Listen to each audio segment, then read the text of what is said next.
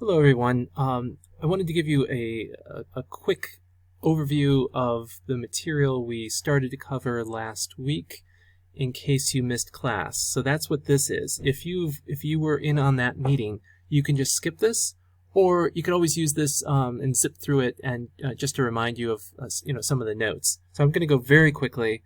This will be very short, and it's just basically a little review or overview of the of what we talked about. Okay, so here's an overview of what we're going to be talking about throughout this unit: standards, public schools, other areas. We looked at, of course, where the references to religion appear in the Constitution, because that's always the most important foundation when we look at all the laws that have ever been in this, our country's history about this. And so the first one, of course, is Establishment Clause, Amendment 1, and it asks, does this aid religion? The second one is also Amendment 1. Does this burden religion is the question that's often asked in relation to that. But there's also a third one, that's the no religious oath provision in Article 6. All right, and there it is. Also, we mentioned that that concept of wall of separation really emerged from Thomas Jefferson's Virginia statute as well. So we looked at the concept of incorporation. We extended that conversation a little bit to include religion. Incorporation is how the Bill of Rights applies not just to the federal government, but to states as well. And that was synthesized in the Gitlow versus New York case in 1925.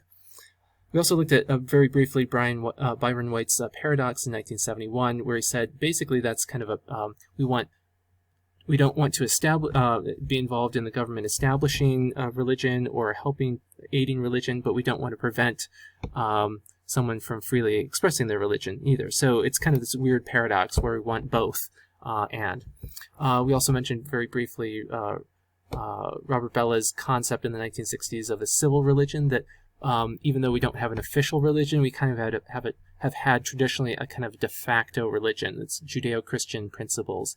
And so that's kind of a wonky thing too, because we pride ourselves in sort of a wall of separation, but on the other hand, most people consider themselves on some level religious, and if religious by majority, typically it's something in the sort of Christian realm. So there's an interesting paradox there as well. Schools are de jure government institutions. They're officially an extension of government policies and government stances and government institutions. So one of the reasons we're going to look at a lot of cases that deal with schools is because that's where the boundary is. They're not free and independent of government. They actually, in some cases, in cases of public education, they are government institutions. And so we have a separationism, a philosophy, a stance that values the wall of separation. Accommodationism is a separate concept that takes a position that embraces both of those and says we can have both of these, and we can have them both very strongly sort of fulfilled in our policies and our laws. In terms of public schools, lots of cases related to this. One of the first ones we looked at was Illinois versus Board of Education, where it looked at how constitutional it might be for classrooms to use religious instruction, outright and overt religious instructions. One would maybe call this indoctrination nowadays, but it would have been probably just pretty commonplace and unquestioned maybe in the 30s and 40s. And this is considered to be unconstitutional the way it was designed in and viewed in 1948. And we look at the Abington case, sometimes just called the Schempp case, and there was compulsory Bible reading. This was a controversial case, as you might expect.